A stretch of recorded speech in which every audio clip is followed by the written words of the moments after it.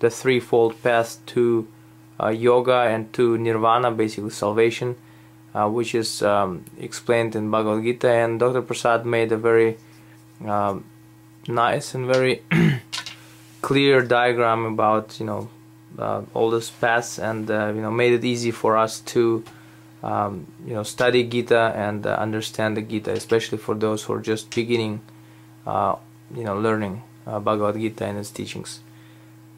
So we give it to Dr. Prasad.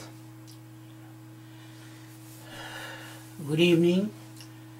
So we are going to discuss today the major paths to yoga, or major paths to nirvana, or you can call it mukti, whatever term you use, liberation.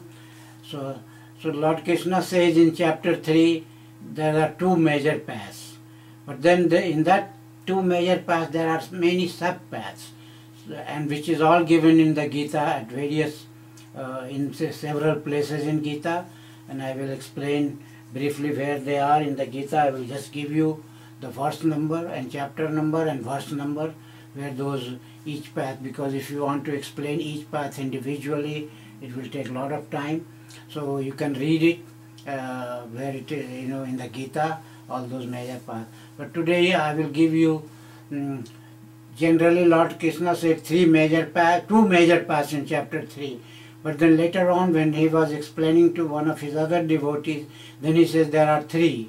That means that the third path, which is the bhakti path, it can come under karma, or the work, path of work. So that's why I am going to make it three today. That means the bhakti, karma and jnana. That means the path of knowledge, path of duty or work, and path of devotion, three. And any other path will come, as I will show that any other path which is given in Gita will come under one of the three paths. Like dhyana is one of the path of meditation, also is a major path, but it can come, and it can come under bhakti, path of devotion, because you are devoted to Lord and you are remembering Him, you are meditating on Him, so it can come under bhakti. So three major paths. You have seen this picture. You can see those three major paths on the diagram, and the top is the bhakti, and bottom two is karma, path of karma, and the path of jnana, and the path of bhakti. These three major paths, and then you can see these are the paths of bhakti. These are the 9 paths, 9 sub-paths you can say. That means there are 9 parts of the bhakti, 9 steps of the bhakti. Bhakti is not just one thing. Bhakti has 9 steps or more, but I have made it into 9. And I will explain all these 9 parts of bhakti, you see. And then I will explain the 7 paths of in maybe another lecture, we will explain the 7 paths of karma, which is over here. And these verse numbers are given here. You can look at it. In English, the verse number is there. And in Sanskrit is the name of those paths, And then path of knowledge, we have 7. Again, we have 9 paths of knowledge in the red color. These are the 9 sub paths. They come under knowledge, and then we will show you how a combination of all these 3 paths. No matter how you come, you start from jnana, then you go to bhakti, and then you go to mukti. Or you start over here, you go over here, then come over here. Or you start with any one of them and you can directly go to the mukti, But usually we have to follow a combination of all this. And out of that means it will be total of 25 paths, sub-paths, which will come under 3 major categories. Okay. So today we will start with bhakti, I think. Last time we discussed karma in 3 lectures. Today we are going to discuss the sub-paths of bhakti. So first sub-path of bhakti is what we call Shraddha, which means Shraddha means the devotion. It means belief, faith. Actually it's the faith. You have to have faith. To do the bhakti, you have to have a faith in a God whether you believe in personal God or impersonal God. Because faith means you have to have faith in something, some form of God or power. If you believe in power, impersonal God, that means you believe in some power which runs this world. But we also have in Hinduism, we have freedom. You can have personal God or you can have impersonal God. Or you can just say God is just a power, or you can say God is a person somewhere, sitting somewhere. Whatever you believe in, whatever your mind accepts. So first step in bhakti is the shraddhas. Shraddha means faith. You have to have faith. And then with the faith, your faith will develop when you have what we call in Sanskrit, we call it satsang, or question and answer. Satsang, right? Question and answer. Like when you study something, you have questions, lot of confusion, lot of clarification, and that is cleared in satsang. And we have what we call e-satsang, and we also meet at the temple.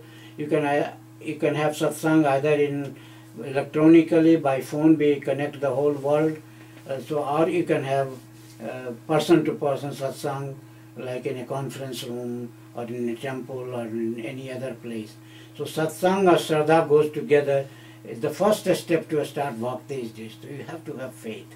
Okay, then the second step is, after you have faith, then the second steps of bhakti is dhyan, which is the meditation. You meditate, you meditate on any form of God. If you have a deity, if you are a Christian, you meditate on Lord Christ, or whatever deity you believe in. You meditate, and in meditation also you have some mantra. In Hinduism we have some mantra, and I think in Christianity or in Muslim religion also they have some mantra which they are meditating, you see. And then the mantra, you can chant it in a congregational fashion, like group chanting.